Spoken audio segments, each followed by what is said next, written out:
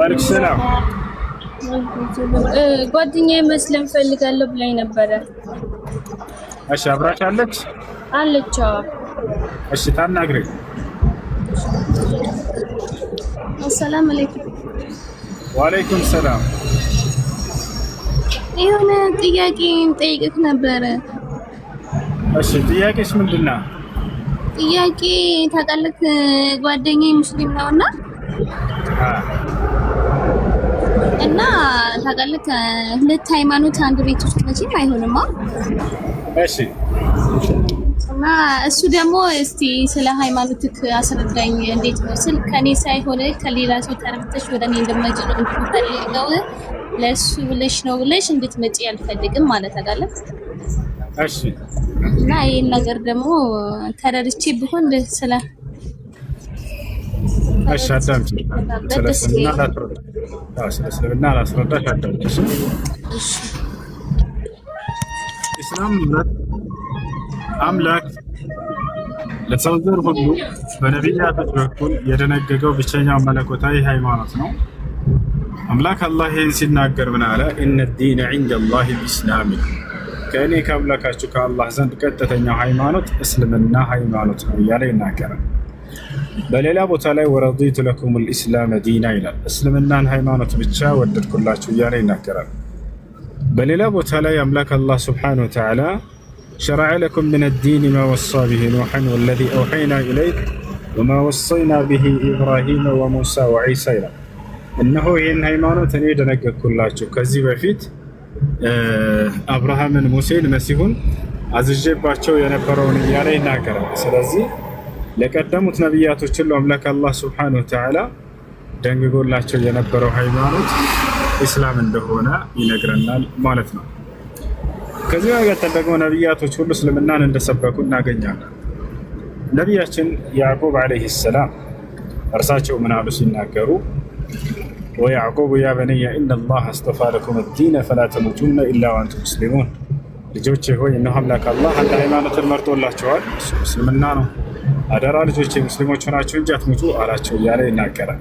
ስለዚህ ኢስላም አምላክ የደነገገው ሃይማኖት ስለሆነ እንዲሁም ደግሞ ነቢያቶች የሰበኩት ሃይማኖት ስለሆነ ሰዎች ሁሉ ሙስሊሞች ሊሆኑ ይገባቸዋል። ይህ ነው አምላክና ነቢያቶች የደነገጉልን ሃይማኖት እርሱ ነው። እስልምናን ለተቀበለ ሰው ምን ተስፋ ተሰጥቶታል ታዲያ ወደ ብሎ ስንመጣ በቀጣዩ ዓለም ገነትን ሊወርስ በእርሷም ውስጥ የዘላለማዊ ሕይወትን እንደሚወርስ አላህ ቃል ገብቶላቸዋል። አላህ በቁርአን ላይ ሲናገር ቀድ አፍለሐል ሙእሚኑን አለ። አማኞች በእርግጥም ድነዋል ካለ በኋላ እነርሱ ምን እንደሚያገኙ ቀጣይ ላይ ሲናገር ምን ይላል? አለዚነ የሪሱነ ኡላኢከ ሁሙል ዋሪሱን አለዚነ የሪሱነ አልፊርደውስን ፊሃ ኻሊዱን ይላል። እነዚህ አማኞች ናቸው፣ ሙስሊሞች ናቸው ወራሾቹ ያችን ገነትን ፊርደውስን የሚወርሷት እነርሱ በእርሷ ውስጥ ለዘላለም ዘውታሪዎች ናቸው ያለ ይናገራል ማለት ነው። ይህን ይመስላል። ስለዚህ ነቢያቶች ሁሉ የነበሩበት፣ የሄዱበት፣ ያዘዙበት፣ የሰበኩት ብቸኛው መለኮታዊ ሃይማኖት እስልምና ሃይማኖት ነው እና ሰዎች ሁሉ ሙስሊሞች ሊሆኑ ይገባቸዋል ማለት ነው። ይህን ይመስላለች የእስልምና ሃይማኖት። ታዲያ አስተምህሮቱ ምንድን ነው የሚያዘው ከተባለ አምልኮን ሁሉ አንድና ብቸኛ ለሆነው ለአንድ አምላክ ለአላህ ብቻ ያዘው። ከእርሱ ውጭ ለሌላ አካል ለማንም አምልኮ እንድትሰሩ አያዛቸው። ይህ ነው አምላክ አላህ ሲናገር። እሺ ቀጥሉ፣ መቀጠል ትችላላችሁ።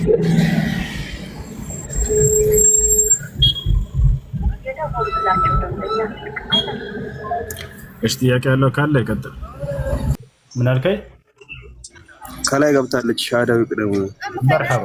እሺ እሺ ጓደኛሽ መጣችማ? አዎ መጣለች አለች። እሺ ሻዳ ለመያዝ ወስናለች? አዎ እሺ ታናግረኝ። እሺ ሰላም እንዴት ነሽ? አልሐምዱሊላህ። እሺ እስልምና ለመቀበል ወስነሻል? አዎ ወስኛለሁ። እሺ አሽሀዱ አላ ኢላሃ ኢለላህ ወአሽሀዱ አነ ሙሐመደን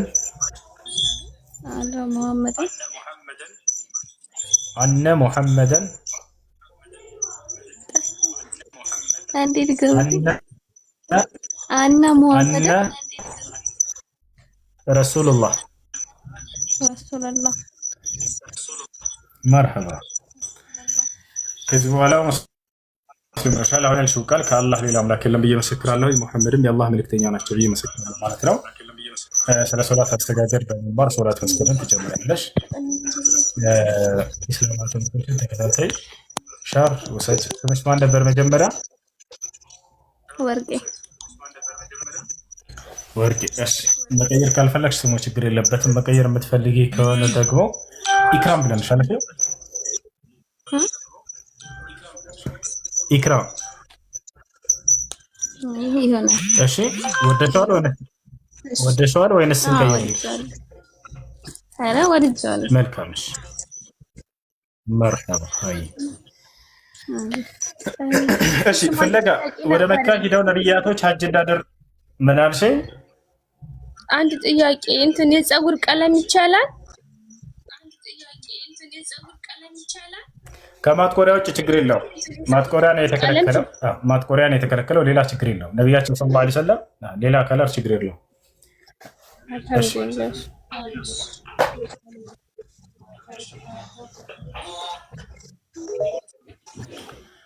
እሺ አሁን ተከታተለሽ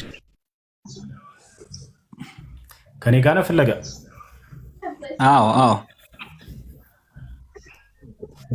መጀመሪያ አማርኛ መጽሐፍ ቅዱስ ላይ እንግባ እስኪ። መጀመሪያ እዚህ ጋር ኦሪት ዘጸአት ምዕራፍ 5 ቁጥር 1 ላይ ምን ይላል መሰለህ? ከዚህም በኋላ ሙሴና አሮን መጥተው ፈርዖንን እንዲህ አሉት፣ የእስራኤል አምላክ እግዚአብሔር እንዲህ ይላል፣ በምድረ በዳ በዓል ያደርግልኝ ዘንድ ሕዝቤን ልቀቅ ይላል አይደለ? እዚህ ቦታ ላይ ፍለጋ ሁለት ነብያቶች ተጠቅሰዋል። ሙሴና አሮን ታላላቅ ነብያቶች ናቸው።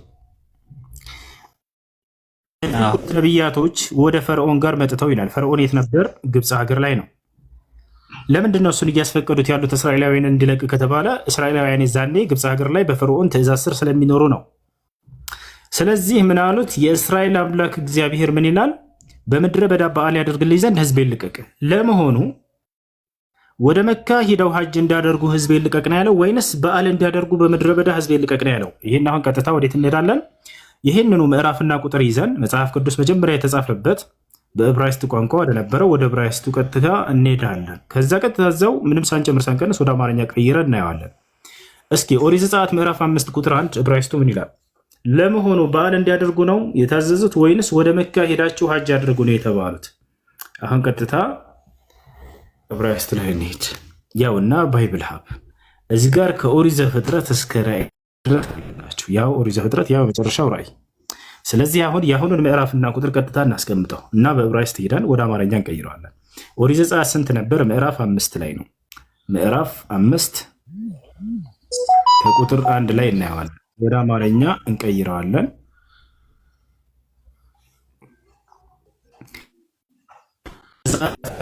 ቁጥር 1 ከዚያም ሙሴና ወደ ፈርዖን ሄዱና የእስራኤል አምላክ እግዚአብሔር እንዲህ ይላል፣ በምድረ በዳ በዓል ያከብሩልኝ ዘንድ ሕዝቤን ልቀቅ አሉት ይላል። እሺ አሁን ሂብሩ የሚለው ላይ እንግባ። እዚህ ያውና ዕብራይስጡ ይሄን ወደ አማርኛ እንቀይረው። እኛ አማርኛ ታገዛሪ ነን። ያው ይታያል። ዘጸአት ወደ ትይዩ ዕብራይስጥ ሂድ ይላል። እያንዳንዱን ቃል በቃል ይፈታልሃል እዚህ ቦታ ላይ። ስለዚህ ዕብራይስጥ ላይ ሄደን የት እንገባለን? እዚህ ጋር እንግባ። ይሄን ወደ አማርኛ እንቀይረው። አሁን መልካም ምን ይላል? ያው ምን ለማድረግ ይላል? ሀጅ ለማድረግ ይታያል። ሀጅ ለማድረግ እሺ፣ ይህ ሀጅ ወዴት ነው የሚደረገው? ያው የቃሉ አመጣጥ ምን ይላል? እዚህ ጋር ሀጅ ለማድረግ እሺ፣ ይህ ሀጅ ለማድረግ ያው ሀጅ ወዴት ነው የሚደረገው ነው አሁን ጥያቄው። ቀጥታ ያው እዚህ ጋር ተመልከት። ወደ ላቅልምላችሁ ምን ትላለች እቺ ፍለጋ ምን ይላል? ፍለጋ ይታያል። እስኪ አንብበው።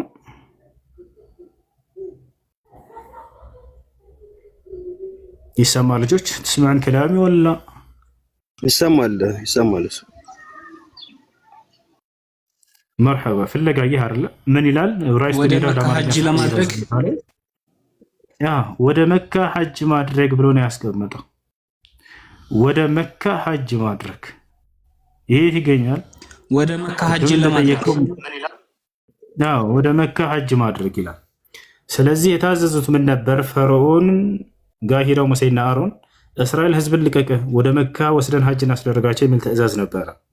ታላርን ነብያችን ሰለላሁ ዐለይሂ ወሰለም ሐዲስ ላይ ሲናገሩ አንድም ነብይ የለም ወደ መካ ሄዶ ሐጅ ያደረገ ቢሆን እንጂ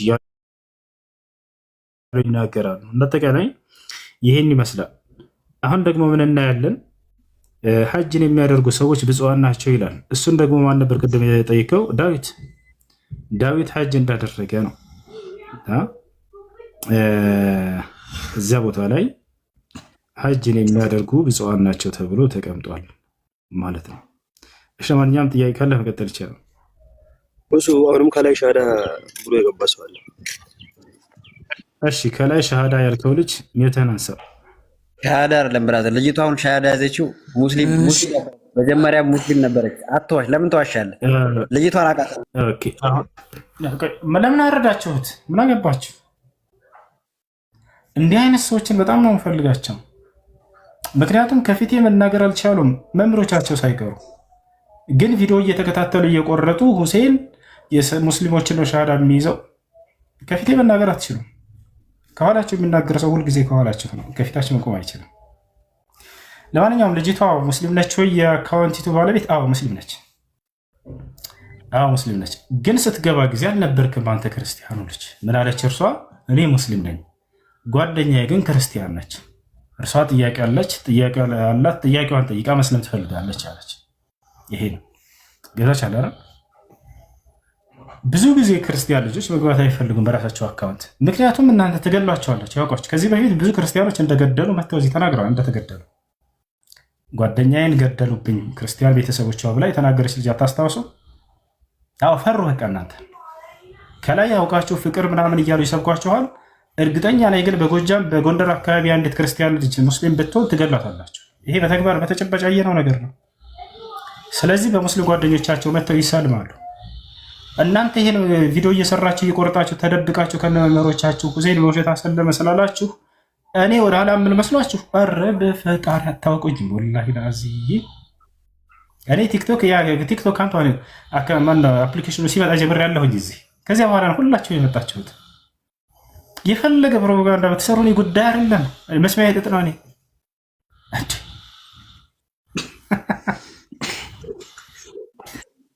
የዋናችሁ ሁሴን በሆነ በእናንተ ተንኮልና እንትን ምናምን የሆነ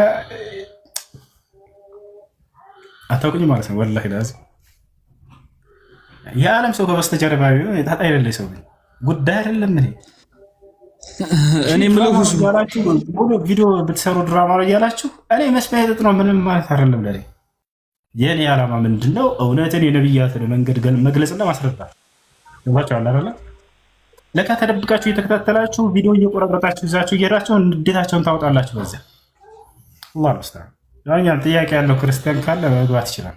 አይ ጥያቄ ያለ ይቀጥል።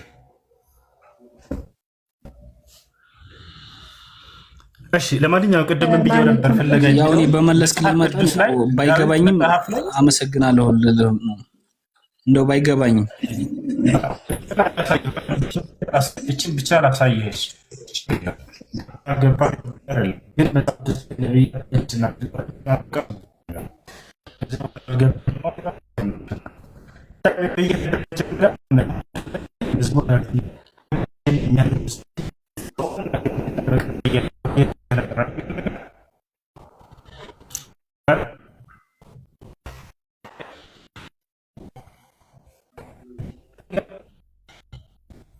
አረ ኔትወርክ የለም ወጥቼ ልስማህ።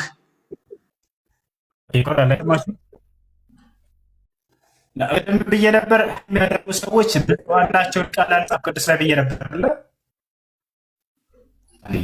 አሰማም አይደለ? ቆይ ቪዲዮ ነው በቃ አገራ ሄሎ ኔትወርክ አይሰማማ አሁን ይሰማል። መጣለው ከኔ ነው መጣለው።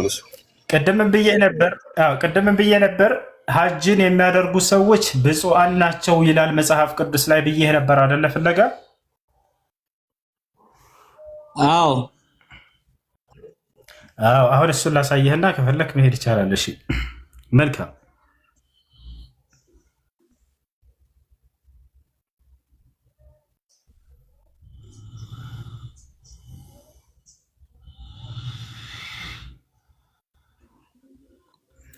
እሺ ያው እነዚህ ቦታ ላይ ምን ይላል? ይሄ ምን ይላል? ፍለጋ መዝሙር ስንት ነው የሚለው?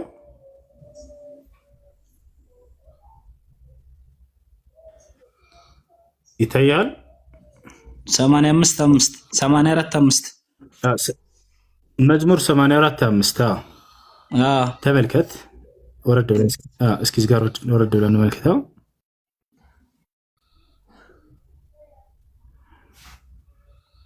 ያትና እች ቃል ምን ትላለች? ልባቸውን አንብባት እስኪ። ልባቸውን በሐጅ ላይ ያደረጉ ምንድናቸው? በሐጅ ላይ ብፁዓን ያደረጉ ብፁዓን ናቸው አይደለ?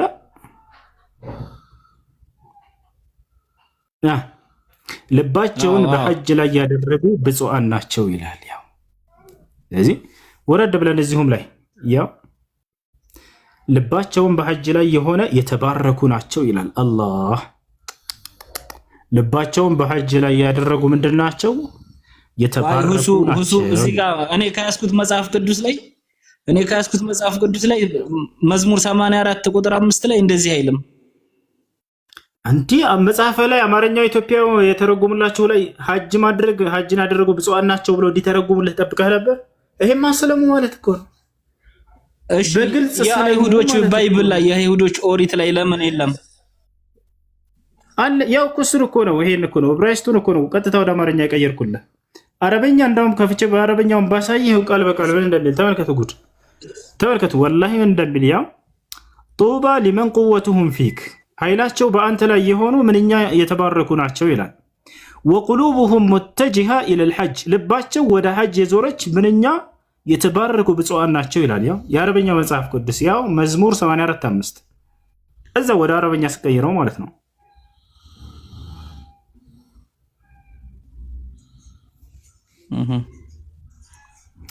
ይሄ የአይሁዶች ኦሪት ነው ወይስ ምንድነው? እና ይሄን ግልጽ አድርግልኝ። የአይሁዶች ኦሪት መጽሐፋቸው ነው? ያንተ መጽሐፍ ቅዱስ ብሉይ ኪዳን ብላ የምታምንበት ማለት ነው። ያው እሱ ራሱ ነው እሱ።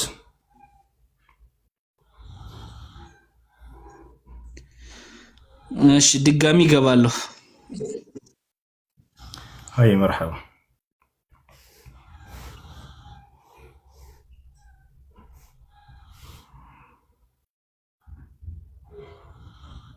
ሰላም አለይኩም ኡሱ።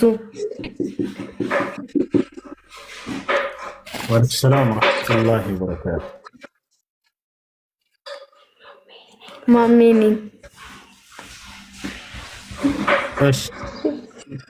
እሺ ማሜ እንዴት ነህ? እንኳን አደረሰ ማሜ። ደህና ነህ?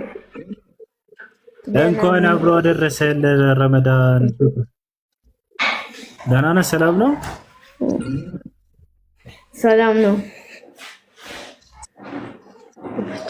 ማሻአላህ ማሻአላህ ወንድሜ። ቁርአን ልቅራለህ? ይመልካል። ከተመቸው ነው ማሚዬ። ቅራልን በጣም ደስ ይላል።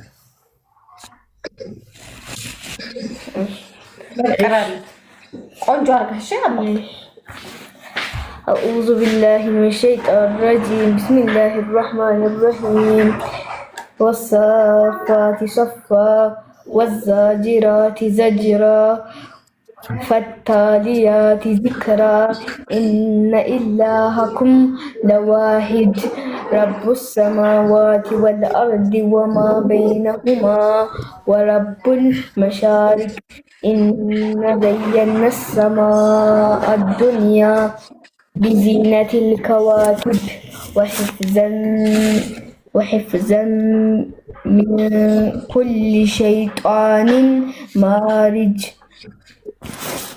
لا يسمعون إلا الملائل على الأرائك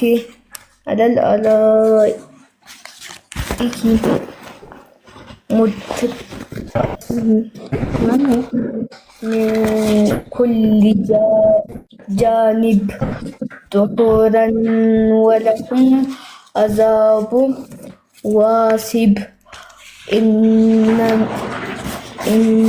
إلا من خطفت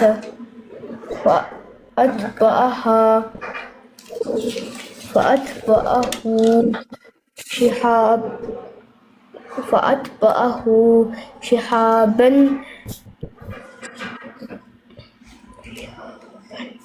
شهابا ثاقب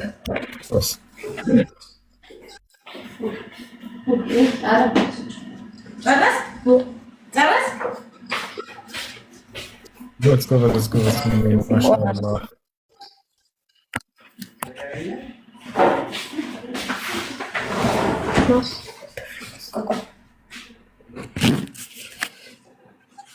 السلام عليكم وسو وعليكم السلام ورحمة الله وبركاته. እንዴት ነህ? እኔ እንደው አፉ በለኝና አሁን በተናገርከው ንግግር ትንሽ ልናገር ፈልጌ ነው። እኔ ስለደረሰብኝ ማለት ነው። ወደ ሰሜን አካባቢ ነበርኩ እኔ ማለት ነው። ሰሜን አካባቢ ነኝ እና እንደሰለምኩ የሚገርምህ አሁን ከሰለምኩ 20 ዓመቴ ነው። ግን የሚገርምህ እስካሁን ማለት ነው ቤተሰቦቼ እኔ ሙስሊም እንደሆንኩ እዛ ሀገር ላይ አይወራም ማለት ነው፣ ክልክል ነው። እና እኔ ራሱ ልብስ ገና ወደዛ ለመሄድ ለብሼ ለመሄድ ሳስብ ያን ጥቁርሽን ልብስ ለብሰሽ እንዳትመጪ ምናምን ነው የምትባለው። ገና ትዕዛዝ ነው የሚሰጥህ እና በጣም አስቸጋሪ ነው። እኔ አንድ ልጅ ራሱ ማውቀዋለ ሰልሞ አሞታል፣ ይሄ ልጅ ታሟል፣ ጤነኛ አይደለም ብለው ከግንድ ጋር የሚገርምህ ውጭ ላይ 3 ቀን አሳድረውታል። የሙስሊም ሸይጣን ይዞታል ብለው ማለት ነው። እሺ ይቆራረጣል።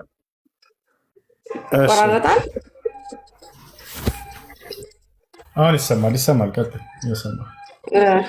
እና 3 ቀን የሚገርምህ ውጭ ላይ አሳድረውታል። ግንድ ላይ አስረው ማለት ነው፣ ውሃ እየደፉበት በቃ የሙስሊም ሸይጣን ነው ያዘው ተብሎ ማለት ነው። እና እኔ ደግሞ አጋጣሚ አንድ እህቴ አረብ ሀገር ነበረች። የዛሬ 16 ዓመት አካባቢ ስትሄድ አጋጣሚ እኔ ጋር ነበረች እና ሻሃዳ አስይዣት ሄደች ማለት ነው። የሚገርምህ በ16 ዓመቷ ስትመለስ እንደ አዲስ ነው የተጣላ ነው፣ ክረምት ላይ ማለት ነው። በቃ በአዲስ መልክ ተበጣብጠናል፣ በቃ በአዲስ ሁኔታ ማለት ነው። የእኔን ራሱ እንደ አዲስ እንደገና አገረሸባቸው ሁሉ እና ትንሽ የተወሰነ እንደውም እኛ ቤተሰቦቻችን አካባቢ ትንሽ እንደው የሚፈሩም ናቸው ስለሚባል እንጂ የእውነት በመሳሪያ ይገሉሃል፣ ይመተዋል ሐቂቃ። እና እንደውም በአሁኑ ሰዓት የሚሰልሙ ልጆች በአሁኑ ሰዓት በጣም እድለኞች ናቸው። እኔ አልሐምዱሊላህ ረብል ዓለሚን በዛን ሰዓት በጣም ብዙ ነገር አሳልፌ ነበር እና አልሐምዱሊላህ ግን ቅድም አንተ ስትናገር በጣም በቃ ብዙ ነገር እንትን አለ እና የሚገርምህ ብቻ አልሐምዱሊላህ ይቅርታ። አብሽር። ይህ ያለ በተጨባጭ የሚታወቅ እውነታ ነው። አላህ ብቻ እንትን ይበላቸው፣ አላህ ያምራቸው። እና የሚገርምህ ዳዋ እንኳን ልታረግ ስትፈልግ እኔ አልሐምዱሊላህ አሁን 20 ዓመቴ ነው። በትዳር አልሐምዱሊላህ አላህ ሁሉ ነገር አስተካክሎልኛል። ኑሮ ያሪፍ ነው አልሐምዱሊላህ ረብል ዓለሚን። ልጆች አልሐምዱሊላህ ትልቅ ደረጃ ይደርሱልኛል። ዩኒቨርሲቲ ልጆች አሉኝ ምናምን፣ ቁርአን የቀሩ ናቸው፣ ኪታብ እየቀሩ ነው አልሐምዱሊላህ። እንዳልኩህ ባለፈው እኔ ነበርኩ ያልቀረሁት። አሁን በደንብ ሲገባኝ አልሐምዱሊላህ እንደ አዲስ ጀምሬያለሁ አልሐምዱሊላህ ረብል ዓለሚን። እና ስለ ነብዩ ሰለላሁ ዐለይሂ ወሰለም ራሱ በጣም ብዙ ጊዜ ስትነግራቸው ምናምን በጣም በቃ ያልሆኑ መልሶች ትሰማለህ። ማለት እኔ እሳቸውን ሳላቃቸው ነው የምወዳቸው በጣም ምንም እኔ እንትኖችን ኡመቶችን ሳላቃቸው ናፈኳቸው የሚሉ ያሉኝ ራሱ ሁሌ ስሜቱን አላቅም። እኔ የሚሰማኝ ስሜት ብቻ ብዙ ጊዜ ይቅርታ አላቅም። ለእሳቸው ራሱ ምን አይነት ጥላቻ እኔ አላቅም። ምንም ያልተማረ ሰው እንኳን ቢሆን ለእሳቸው ማንኛውም ሰው በቃ ሃይማኖት ባይኖረው እንኳን እሳቸውን ሊጠላ የሚችል እንትን ያለው ሰው በጣም ይገርመኛል። በቃ አልሐምዱሊላህ ረብል ዓለሚን እኔ ብቻ ደስተኛ ነኝ። አላህ አልሐምዱሊላህ እንኳን ሙስሊም አደረገኝ፣ እንኳን በዛ ሁኔታ አልሞትኩኝ። እና ብቻ ቅድም ስትናገር በቃ በጣም ተናነቀኝ ታውቃለህ። በቃ ከአቅሜ በላይ ሆነ ብዙ ነገሮች ስላሳለፍኩ። በእርግጥ አሁንም ብዙ ነገር እያሳለፍኩ ነው፣ ግን አልሐምዱሊላህ አሁን ልጆቼም ደርሰዋል። በቃ ያ ሁሉ ብቸኝነት አልፏል። አልሐምዱሊላህ ረብል ዓለሚን። እና ብቻ እኛ የሚሰማንን ስሜት ደግሞ በተለይ ሙስሊም ሆኖ እስልምና ላይ ያደገ ሰው አያውቀውም። እኔ ሁሌ ይህ ጥያቄ የሚገርም በቃ ከባለቤቴ ጋር ራሱ ከልጆቼ ጋር አጋጣሚ አንድ ሁለቴ እድሉን አግኝቼ ኡምራ አድርጌያለሁ እና እዛ ሂጅ የሚሰማኝ ስሜት በቃ እናንተን የሚሰማችኋል ወይ? እናንተን ይሰማችኋል? ግን ለእኔ የሚሰማኝ ስሜት የእውነት በቃ ራሴን አልቆጣጠርም። እዛ ካባውን ሳይ መዲናን ሳይ በቃ እሳቸውን ያገኘው ሁሉ ይመስለኛል። ብቻ አልሐምዱሊላህ ረብል ዓለሚን ብቻ ደስተኛ ነኝ። አልሐምዱሊላህ ግን ልክ አንተ እንትን ሲሉ በጣም አመመኝ፣ የሆነ ያመኛል። ለዛ ነው አፉ በላይ በቃ ረዘምኩብህ። መርሐባ ሹክራን ጀዛኪላህ ኸይር። ትክክል የሚገርማቸው መርሐባ አፉ በሉኝ ሁላችሁ ማረዘምኩባችሁ። ውስጥ የታመቀ ነገር ስላለን ያወጣሁት። አቤት ወአለይኩም ሰላም ወረሕመቱላህ። ዳኝ አልሐምዱሊላህ ዳኝ አልሐምዱሊላህ። አቤት አንድ መጾም ማችል እህት አለችኝ በኔ ደረሰ። እሺ እርጉዝ ነች በል። እሺ እዛ መጾም ስለማችል እንትን ልትል ማለት ሰውን ለማስፈጠር እንዴት ነው? መጾም ማትችልበት ምክንያት ጊዜያዊ ህመም ከሆነ በሚሻላት ጊዜ ጠብቃ መጾም አለባት። አላህ በቁርአን ላይ ሲናገር ፈመን ካነ ሚንኩም መሪደን አው ዐላ ሰፈሪን ፈዒደቱን ሚን አያሚን ኡኸር ይላል። ከእናንተ በጾም ቀን የታመመ ሰው ካለ ወይንም ጉዞ ላይ የሆነ ሰው ካለ እነዚህን ቀናቶች በሌላ ቀን ቆጥሮ ይጾም ብሏል። ነገር ግን ህመሟ ጊዜያዊ ካልሆነ ለዘላለም አብሯት ከሰውነቷ ጋር የሚዘወትር የህመም አይነት ከሆነ በዚያ በህመም ምክንያት በጾም በጤናዋ ላይ ችግር የሚፈጥርባት ከሆነ አትጾም መስችልች። ነገር ግን ለእያንዳንዱ ቀን ከፋራ ታወጣለች አቅሙ ካላት። ለእያንዳንዱ ቀን አንዳንድ ምስኪን ማብላት ማለት ነው። ነፍሰ ጡር ስለሆነች እሱ ከጊዜ በኋላ የሚወደድ ነው። በቃ ስለዚህ ነፍሰ ጡር ከሆነች እርጉዝ ከሆነች መጾሙ አቅሙ ካላት ትጾማለች። በጾም በልጁ ላይ ችግር የሚፈጠርበት ከሆነ የዛኔ ታፈጥርና በሌላ ቀን ስትወልድና ከዛ በኋላ ስትረጋጋ ስትችል ጊዜ ቀባ ታወጣለች። አይፍታ መርሐባ። እሺ መርሐባ ሃይ መርሐባ። ማን ጋር የሚረብሽ ድምጽ ያለው? አድሚኖች አድሚን የለም? አድሚን የለም ወይ?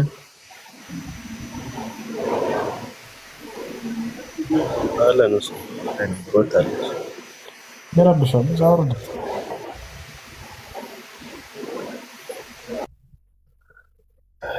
እሺ ጀናባ ላይ የሆነ ሰውዬው ቁርአን መቅራት ይቻላል የሚል ልጅ ሰምተን ነው። በዚህ ላይ ምን ትላለህ ይላል። አላህ ሙስተዓን። ጀናባ ላይ ሳለ ሰውዬው ቁርአን መቅራት አይችልም፣ አይፈቀድለትም። ይህን ያሉት ነብዩ ሰለላሁ ዐለይሂ ወሰለም ናቸው። ከዛሊከ አህሉል ዒልም ልክ እንዲህ ዑለሞች ጀናባ ላይ የሆነ ሰው ቁርአን መቅራት አይችልም። ጀናባ ታውቃላችኋል? የማያውቁ ሰዎች ሊኖሩ ይችላሉና ጀናባ የሚባለው ባል ከሚስቱ ጋር ግንኙነት አድርጎ የዘር ፈሳሽ የሚፈሳው እሱ። ልክ እንዲሁ ደግሞ አንድ ሰው በቀንም ሊሆን ይችላል በሌሊት እንቅልፉን ተኝተው በህልሙ ከሌላ ተቃራኒ ጾታ ጋር ግንኙነት አድርጎ ሊሆን ይችላል። ሳያደርግም በህልሙ ከብልቱ የዘር ፈሳሽ ከወጣ እሱ በዚህ ሁኔታ ላይ ሳለ ሰውዬው ቁርአን መቅራት አይችልም። ለወንድም ለሴት ግን ያንን ሻወር ከወሰደ በኋላ ነው ቁርአን መቅራት የሚችለው። በሂፍዝም ሆነ በምንም መንገድ መቅራት አይቻልም። እሺ በዚህ ላይ ምናልባት የዑለሞችን ንግግር ማየት የምትፈልጊ ከሆነ ሳይቻለሁ እንመልከት። አንዲ ራሳችሁ ተመልከቱ ልጆች፣ ማየት የምትፈልጉ ልጆች ካላችሁ ምናልባት እዚህ ጋር ማን ይላል? ይሄ الشيخ الإمام عبد العزيز بن باز رحمه الله تعالى تعلق علم حكم قراءة القرآن للجنب، حكم قراءة الجنب للقرآن والاستماع له. الشيء قرآن مقرات بينو كإسلام أنصار جناب لا إله إلا سو لكنه قرآن ما دامت له رسول. هل الجنب يقرأ كتاب الله غيبا؟ جناب لا إله سو بحفظ القرآن مقرات يشلال لنا، وإذا لم يجز ذلك فهل يستمع له؟ مقرات ما يفكر لك هنا ما دامت يفكر لك هل إلى رسول. جزاكم الله خيرا. يا عبد العزيز بن باز الله يماراتشونا يرساتشو ملس من دنا تبلكتو الجنب لا يجوز له قراءة القرآن لا من المصحف ولا عن ظهر قلب حتى يغتسل. جناب لا يالا سو بحفظم هنا قرآن يزولك عنده مقرات هيشلم شهر اسكتات درس، لأنه قد ثبت عن النبي صلى الله عليه وسلم أنه كان لا يحجزه شيء عن القراءة إلا الجنابة. مكنياتهم كان النبي صلى الله عليه وسلم تزاركوا عليه نقدر ترقاقتوا من دنا رسوم القرآن كما قرأت ميقراشو جناب انجلي لا نبر. أما الاستماع لقراءة القرآن فلا حرج في ذلك للجنوب. نقول القرآن ما دامت جناب لا إله إلا سو شكرين لهم ما دامته، بل يستحب له ذلك مكنياتهم عندهم هي ودد اللتان لما فيه من الفائدة العظيمة من دون مس المصحف ولا قراءة منه للقرآن. والله ولي التوفيق. قرآن سينك ما دامته شكرنا لله. شيخ عبد العزيز بن باز رحمه الله تعالى تناقروا مالتنا يعني سلام. الشيء كلا ጥያቄ ያለው ካለ መቀጠል ይችላል። ከሌለ በዚህ ላይ ያሉትን የዑለሞች አቋም እንቀጥላለን። እሺ ከላይ ሰላም ይሁን። ወአለይኩም ሰላም ወራህመቱላሂ ወበረካቱ። እሱ እኔ ያለኝ ጥያቄ ወአለይኩም ሰላም ወራህመቱላሂ ወበረካቱ።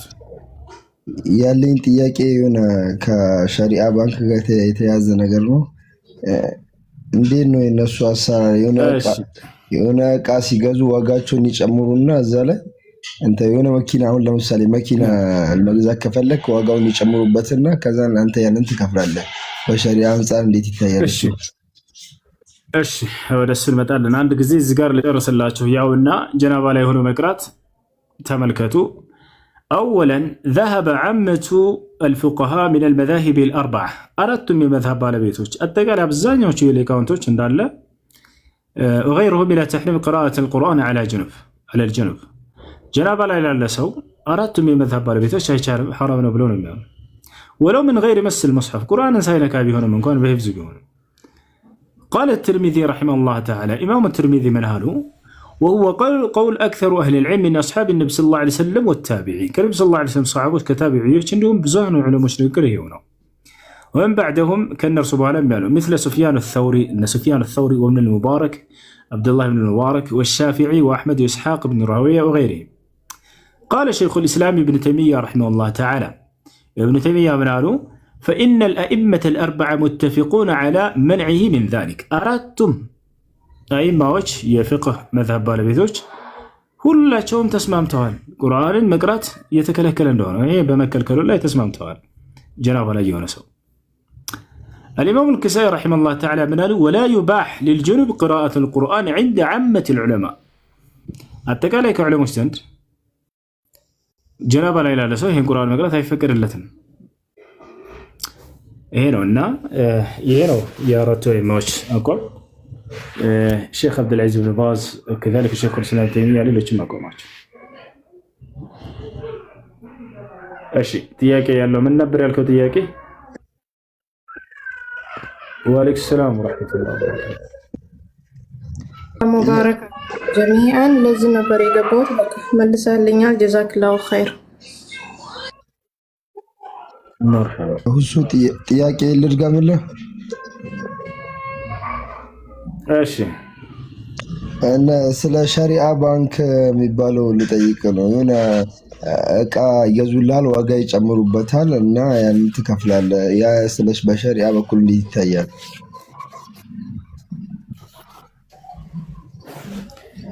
እሺ ኢብኑ ዑሰይሚን ረሒመሁላህ ተዓላ ተጠየቁና በዚህ ጉዳይ የሰጡት ማብራሪያ ይህን ይመስላል። ኢብኑ ዑሰይሚን ረሒመሁላህ ተዓላ ምን አሉ? አንድ ባንክ ቤት ሊሆን ይችላል። ለምሳሌ መኪና ገዛ እና አስቀመጠ። ይህን መኪና አሁን ለገዛ ሰው 1 ሚሊዮን እሸጥለታለሁኝ አለ የባንክ ቤቱ ኃላፊ።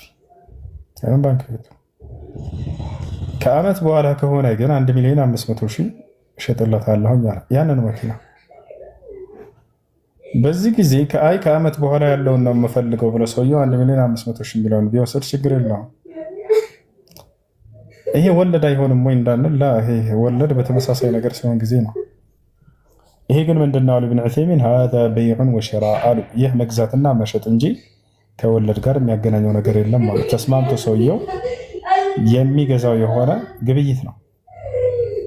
ስለዚህ ወለድ አይሆንም ማለት ነው። እሺ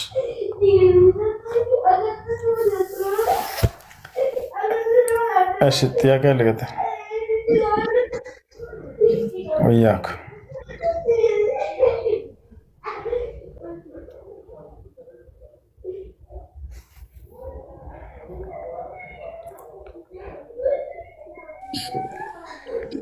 السلام عليكم ورحمة الله وبركاته. السلام ورحمة الله وبركاته.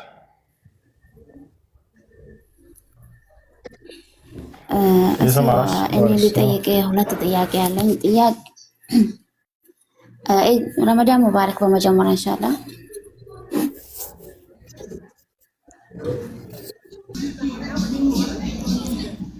ጥያቄው ማለት ነው ካገቡ ሰዎች ያንን ከባልና ሚስት ዑምራ ቢሄድ ምን ችግር አለው? እዚህ አሁን ሰው የለም ከሚሄድ ሰው ስለሌለ ያለሁት ሪያድ ነው። በአጋጣሚ ልንሄድ ነው። ዑለማዎቹን ጠይቄና የምትሄጂ ነገር ከሆነ እንሄድ ብሎኝ ነበረ። እሺ ካገቡ ሰዎች ጋር ዑምራ ማለት ሴት ልጅ በመሰረቱ ያለ መሕረም ከ80 ኪሎ ሜትር ርቀት በላይ ያለውን ጉዞ እንዳትጓዝ ነው የተባለው። لا تسافر المرأة تؤمن بالله واليوم الآخر مسيرة يوم مع ابنته إلا مع ذي محرم. በአላህና በመጨረሻው ቀን የምታምን ሙስሊም የሆነች ሴት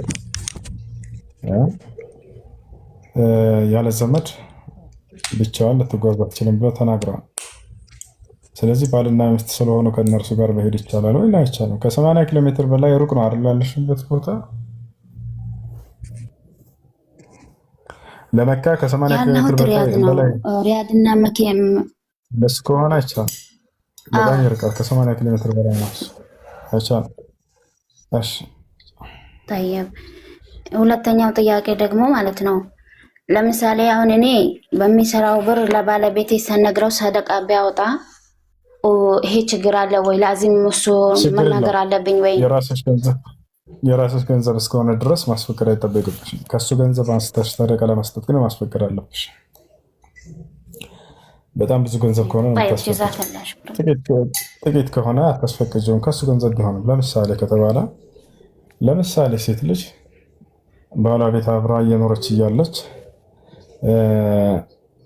ባሏ የለም መጣና የሚለምን ሰው እንደው የምበላው አጥቼ ነው አለ። የሚበላው ጥቂት ነገር ጠየቀ።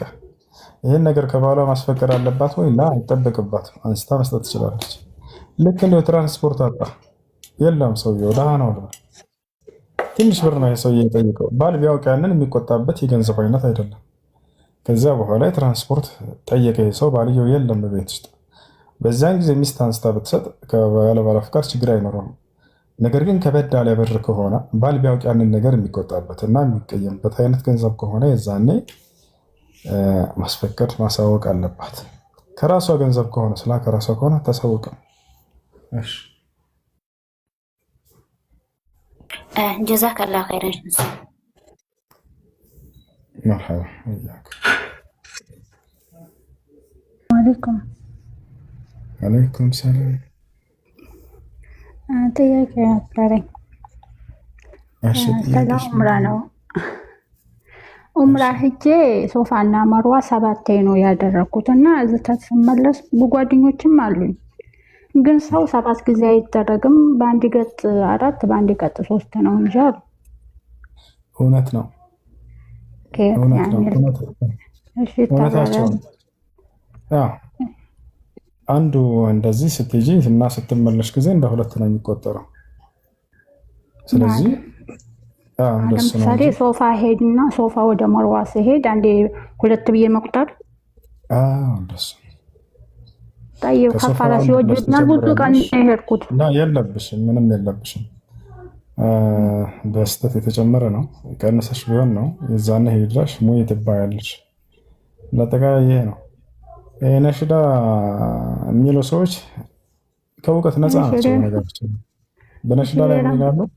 7 ወደዛ 7 ወደዚህ የሚል ነሽዳ አልሰማችም? በዛ አይደለም ወላሂ እኔ እሺ አዲስ ስጭኝ አንድ ጊዜ ላውራ ስለ ነሽዳ አንድ ልናገር። أحذر الناس من الأناشيد اسكت شوي جزاك الله خير። ሰምታችኋል? 7 ወደዛ 7 ወደዚህ የሚል ነሽዳ እንትን ሲሉ ነው ያየሁት። ምን ያቆም ስለ ዑምራ ስለ ሐጅ እነዚህ ሰዎች አሁን ሐጅ አድርጉ ዑምራ አድርጉ ብላችሁ ፍራንክ ብትሰጧቸው የለም በቃ ከየት ጀምረው እንዴት እንደሚጨርሱ አያውቁትም። ግን ነሽዳ እንደ እያስባሉ በቃ ዲንን ያወቁ መስላቸዋል። 7 ወደዛ 7 ወደዚህ ይላሉ ዑምራ ላይ 7 ወደዛ 7 ወደዚህ ያላችሁ ማን ነው? እና ስህተት ነው። ለማንኛውም እሺ ሌላም ጥያቄ አለችኝ። አንድ ጓደኛዬ ዑምራ ካፊር ነች፣ አዲስ እስልምና የተቀበለች። እሺ እንጂ ታውራ እሺ ምን ነሽለት? አይቀጥል ወደ ጥያቄ ነው ሲቀጥል እኔ ጥያቄውን ጠይቄ ታች ለማዳመጥ ነው ሴትዮ የሳጠረኝ። ችግር በቃ ጓደኛዬ ዝቤን ነው እስልምና የተቀበለችው። እናቷን ዑምራ ልታመጣ ነበረ። ካፊር ነው እሱ። ወጪዋን እኔ ችሌ እሸኝልሻለሁ አላት። ችግር የለም። ከሐራም ምንጭ እስካላመጣ ድረስ የክርስቲያን ሰዎችን ገንዘብ መቀበል ችግር የለም። ከሐራም ምንጭ ማለት ምን ማለት ነው ከተባለ ለምሳሌ አስካሪ መጠጥ ሽጦ ከሆነ ወይንም ደግሞ ከሐራም ምንጭ ከሆነ በጥቅሉ አይቻልም። ከሐላል ከሆነ ግን እንደ ማንኛውም ሰው ቤት ሰርቶ ከሆነ ለምሳሌ ሐላል የሆኑ ስራዎች ከሆኑ ችግር የለም። በዚያ ገንዘብ የሌላ እምነት ተከታዮች ገንዘብ ሰጥተዋቸው ብትጠቀሙ ችግር የለውም። ነቢያችን ሰለላሁ ዐለይሂ ወሰለም ከአይሁዲዎች ይበደሩ ነበር፣ ያበድሯቸው ነበር። ጭራሽ ግብዣ ጋብዘዋቸው ሂደው አይ የአይሁድ ምግብ ነውና እኔ አልመጣም ማለት ነው። ሂደው በልተዋል፣ ችግር የለውም። አይ እና ክርስቲያን ሰው ተርቦ ብታገኙ እናንተ ብታበሉት ትችላላችሁ። እሱ ቢያበላችሁ እናንተን ይችላል። ያው ስጋ ከሆነ የዛኔ በአላህ ስም ተብሎ መታረድ ስላለበት ከአላህ ስሞች በሌላ ስም ቢያርዱ አይበላም። ይህን ይመስላል። እሺ ሌላ ጥያቄ ነበረኝ። ባልተቤቴ ጋር ተጋጭቼ 2 ዓመት ያክል ያዋል አይደለም ሽምግልና ላይ ነበርና 2 ዓመት እኔ 6 ዓመት ገንዘብ በሱ ስም ነበር ያለው። ቤቴንም ሽጦታል እና በመሃል ተጋጭተናል። ግን አሁን አልፈልግም ተባብለን 2 ዓመት ነበረ። በሽማግሌ ማልዳኝም ብሎ ነበረ። አሁን ሽማግሌ 2 ዓመት ይገባዋል። የሱን ሳይሆን ሂሳብ እየመቶ ያለው የኔን ነው። እኔ ግን አልሰጥም አልኩኝ። የ2 ዓመትን ገንዘብሽን ስጭ እያልሽ ነው ለእሱ አይደለ? አዎ የሱማ ጠፍቷል እዛ ያለው። እኔ ካለማውረድ ብጠይቅ ራሱ የጠየቁኝ የኔን የ2 ዓመት ነው። የ2 ዓመት ገንዘብሽን እንትን በይ እያልሽ ነው። አሁን እኔ ደግሞ የለኝም አልኩኝ። በጣም ያሳዝናል ወላሂ። ሀገራችን ሽማግሌዎች ሀገራችን ላይ ሽምግልና ሽበት ባበቀለ መሰለኝ። ሽምግልና አላህ ሱብሓነሁ ወተዓላ በቁርአን ላይ ሲያነሳ ግን እውቀት ወዳላቸው ሰዎች ነው። ወለው ረዱሁ ኢለ ረሱል ወኢላ ኡሊል አምሪ ሚንሁም ለዓሊመሁ አለዚነ የስተንቢጡነሁ ሚንሁም። ሽምግልና ሲባል ያ አሸማጋይ ሰው ዲናዊ እውቀት ሊኖረው ይገባል። ሽምግልና ማለት በሰዎች መካከል መፍረድ ነው አይደለ? እውቀት ያስፈልጋል ለሚፈርድ ሰው። ገብታችኋል? ስለዚህ ሀገራችን ሽማግሌዎች በምንድነው በሽበት ባበቀለ ነው ያደረጓቸው። ከዛስ እኔ አልሰጥም አሁን በቀጠሮ አንድ ነው ድል ስጪ፣ በፈጣሪ ስም ላውራ እስክጨርስ አንድ ጊዜ ድል ትሰጭኛለሽ? 1 ደቂቃ ላውራ። ሽክራን ምን ታድርግ እስክጨርስ። ስለዚህ የሀገራችን ሰዎች ምን ያደርጋሉ? ሴት ልጅ ሳውዲ አረቢያ 4 ዓመት ሰርታ ትመጣለች። ከዚያስ የ2 ዓመት የሰራሽውን ያስቡና ለባልሽ ይሄን ስጪ። ማን ይሄን ያለው? ማን ነው ይሄን ያለው? ከየት ነው ያገኙት? እሷ ፍቺ ከጠየቀች ሴት ልጅ እንደ እስልምና ባሏን ፍቺ ብትጠይቅ እንደዛ ነው አይደል? አካፊ ምላት ለዛ ነው። ፍቺው የመጣው ከባል ነው ወይንስ ከሚስት የሚለው መጀመሪያ ይታያል። ከባል ከሆነ አልፈልግም ብሎ የፈታው 5 ሳንቲም አይቀበላትም፣ እንዳውም ካለው ገንዘብ ያካፍላታል። ይህን ያለው አላህ ሱብሓነሁ ወተዓላ ነው። ወሊልሙጠለቃቲ መታዑን ቢልማዕሩፍ አለ። ለተፈቱ ሴቶች በታወቀው መንገድ ለእነርሱ መጠቀሚያ ሊሰጣቸው ይገባል ብሏል። ሐቀን ዐለል ሙተቂን አላህን በሚፈሩ ሰዎች ላይ ግዴታ ሲሆን አለ። አላህን ባትፈሩም ትሰጣለህ፣ ግዴታ ነው። አንድ ቤት አድሩ።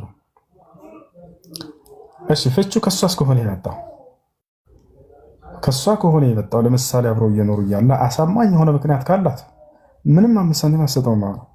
ለምሳሌ ሶላት አልሰግድም ማለት ሰው የዛኔ መከረችው አስመከረችው ሊሰግድ አልቻለም። የዛኔ ፍታይ ትለዋለች። ፍቺ ስለጠየቅሽ ስጪ፣ ለ5 ሳንቲም አትሰጥም።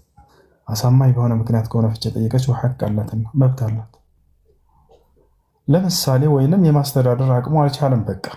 በቃ ካልቻልክ ከዚህ በኋላ ልቀቀኝ የራሴን ህይወት ልኖር አለችው። የዛኔ ፍቺ ስለጠየቀች እሷ ተስጥ ይባላል። ለ5 ሳንቲም አትሰጥም። የማስተዳደር ግዴታ በእርሱ ላይ ስላለበት ይህን አቅሙን ስላልተወጣ ነው ፍቺ የጠየቀችው።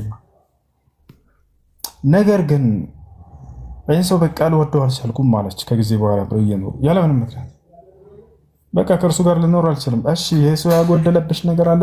ምንም ነገር የለም፣ ሁሉ ነገር በእጄ በደጅ አድርጎልኛል። ግን በቃ እሱ ልወደው አልቻልኩም፣ ፍቅሬ ወጣ ከልቤ ውስጥ። ከዚህ እቺ ሴትዮ አይ ተገደሽ ኑሪ አይላትም ኢስላም። እየጠላሹ ግዴታ ኑር አለብሽ? የለም። ታዲያስ ነገር ግን ከእርሷ ስለሆነ ፍቺ ጥያቄ የመጣው እዚህ ምንም አይነት ምክንያት ስላላገኘችበት የዛኔ ስታገቢ ጊዜ የሰጠሽን መህር ብቻ ጥሎሽ ብቻ ስጭው ነው የምትባለው። ሌላ ገንዘብ ምናምን የ3 ዓመት የ2 ዓመት ገንዘብ የሰራችውን ለ5 ሳንቲም አትሰጠውም። ይቅርታ 5 ሳንቲም በዛ፣ የ5 ሳንቲም ፍርካሽ አትሰጠው። ለዚህ ማስረጃ ምንድን ነው? ነቢያችን ሰለላሁ ዐለይሂ ወሰለም ጃአት እምራአቱን ኢለ ነቢይ ሰለላሁ ዐለይሂ ወሰለም፣ አንዲት ሴት ወደ ነብዩ ሰለላሁ ዐለይሂ ወሰለም ጋር መጣች። ከዚያ በኋላ ያ ረሱላላህ ኡሪዱ አን የጠልቅ ሊዘውጂ፣ ባሌን ቢፈታኝ እፈልጋለሁ ብላ ጠየቀች። ነቢያችን ሰለላሁ ዐለይሂ ወሰለም ታዲያ ወዲያው ፍታት አላሉት። በመካከላቸው ያለውን ችግር ጠየቁ። ለምን አሏት። ለምን ከእርሱ መለያየትን መፈታትን ፈለግሽ አሏት። በቃ ልወደው አልቻልኩም። እንዴት? ከዕለታት አንድ ቀን ከጓደኞቹ ጋር ቆሞ ታየዋለች። የዛኔ አቋሙ ወረደባት፣ ከውስጧ ፍቅሯ ወጣ። በቃ መቼ እንደምጠላ አይታወቅም። ሴት ልጅ ከጠላችህ የዓለም ሽማግሌ ቢሰበሰብ ልትወዳህ አትችልም። ከወደደችህ የዓለም ጠላት ቢሰበሰብ ጣጣ ያላትም ሴት ልጅ። ገብቶሃል? ሁሌ መስራት ያለብህ ከእርሷ ጋር ስትኖር ከሚስትህ ጋር እርሷን በፍቅር መያዝ ብቻና ብቻ ነው። ነብዩ ሰለላሁ ዐለይሂ ወሰለም ሲናገሩ ከፍቅር ውጭ ሌላ ምንም ነገር ሊገዛት አይችልም። በትክክል አንተ ግን እርሷ ዘንድ ተወዳጅ ከሆንክ መስሚያ ጥጥ ነው። የዓለም ሰው ለምን ሙሉ የዓለም ሕዝብ ተሰባስቦ አንተን እንዲጠላ ሊያደርግ ቢሞክር ጣጣ የላት። አንዴ ከጠላችህም አንዴ ልቧ ከሸፈተ አንተን ከጠላ የዓለም ሽማግሌ ቢሰበሰብ ጉዳይ አይደለም። ገራሚ ፍጥረት ነች። ስለዚህ ነቢያችን ሰለላሁ ዐለይሂ ወሰለም ለምን አትወጂውም ብለው ግዴታ ጫና አላደረጉም። ተመልከቱ፣ የሴትን ልጅ ልብ በደንብ የሚያውቁ ነብይ ናቸውና። እንግዲህ ካልወደደችህ እየጠላችህ ከአንተ ጋር ልትኖር አትችልም አሉት ነቢ ሰለላሁ ዐለይሂ ወሰለም። አይ ተገደሽ ኑሪ አላሏትም። ታዲያስ ነገር ግን ሲያገባሽ ጊዜ የሰጠሽን ጥሎሽ መመለስ ትችያለሽ አሏት። ወዚያዳ ያ ረሱላላህ አለች። አርያን ብቻ ሳይሆን ጨምሪ ካላችሁኝ እጨምራለሁኝ አለች ሴትዮዋ። ነቢ ሰለላሁ ዐለይሂ ወሰለም ፈገግ አሉና ጭማሪ እንኳን አያስፈልግም አሏት። ተመልከቱ፣ ዛሬ ላይ ሽማግሌዎች ምን ያደርጋሉ? እሷ እንደተናገረችው ሲያገባት ጊዜ ከሰጣት ጥሎሽ በተጨማሪ የ2 ዓመት ደሞዝሽን ሳዑዲ የአረብ ሀገር ላይ የሰው ፊት እየገረፈሽ ሽንት ቤት ጠርገሽ አመጣሽውን ገንዘብ አካፊ ይሏታል። ወላሂ ሃዛ ዙልሙን ዐዚም፣ ይሄ ትልቅ የሆነ በደል ነው። ይሄ ትልቅ የሆነ በደል ነው። እሱ እግርና እግሩን አጣፍቶ እንዲህ ሲቅም ቆይቶ ምናምን ልክ ካገዛ የሳውዲ አረቢያ የሁላ ሙቀት እንትን ብላት ይዟት የመጣችውን ገንዘብ አካፊ። ይሄ በፍጹም ይሄ ከኢስላም አይደለም። ይሄ በፍጹም ፍትሃ አይደለም። ነቢያችን ሰለላሁ ዐለይሂ ወሰለም ያችን ሴት ያሏት ሲያገባሽ ጊዜ የሰጠሽን መህር ጥሎሽ ብቻ መልሽለት ነው ያሏት። ጥሎሿ ምን ነበር? ሲያገባት ጊዜ የሰጣት ሰውየው መሬት ነበር፣ የአትክልት ስፍራ ነበር። ሐዲቃ የአትክልት ስፍራ ነው። هل تردين له حديقته አላት። አትክልቱን ስፍራ መመለስ ትችላለሽ ትመልሽለታለሽ አላት። ወዚያዳ ያ ረሱላህ አለች። ኧረ ተጨማሪ እንመልሳለሁ። እሺ እና ሩዲ ለሁ አልሐዲቃ አላት ነብዩ ሰለላሁ ዐለይሂ ወሰለም። የአትክልቱን ስፍራ መልሽለት። ወጠልቅሃ አሉት። አንተ ደግሞ ፍታት አሉት። መፍታት ግዴታ አለበት። ከጠላችና አልወደደም ካለች ሴት ልጅ አልወደም ካለች ወይም ደግሞ የሚያፋታ ሳማኝ የሆነ ምክንያት ካላቸው የዛኔ በግዴታ ማኖር አይችልም ሴት ልጅ። ስለዚህ በላይ ሽማግሌ እኔን አድርጉኝ ማለት ስቀልድ ነው። መልሶ ይህን ይመስላል። እሺ ጀዛከላሁ ኸይር።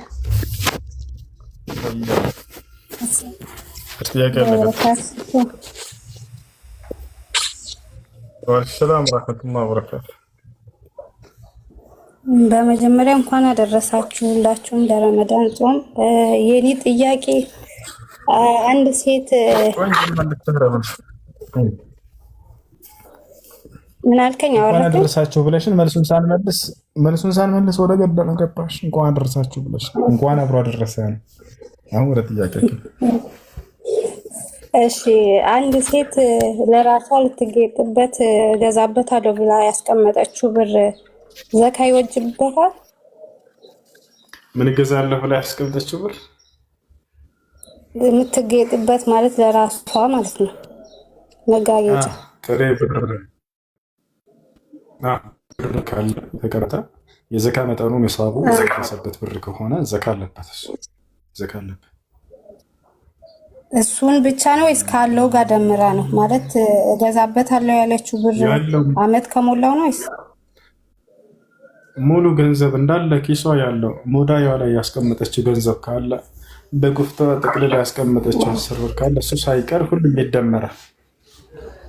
ዘካ ስታወጡ ጊዜ ባንክ ቤት ያለ ገንዘብ፣ በኪሳቸው ያለ ገንዘብ፣ ሰው ላይ ያላችሁ ብድር እንደሚመለስ እርግጠኛ የሆናችሁበት ገንዘብ ካለ ያ ሁሉ ተደምሮ ጊዜ መደመር ነውና ከዚህ እንደገና ታካፍሉታላችሁ። ከመደመር በኋላ መከፋፈልና መበታተን አለና ከዚያ በኋላ ለአርባ ታካፍሉታላችሁ ያላቸውን ገንዘብ። ከዛ እንትን ይበል ዘካ ይወጣለታል።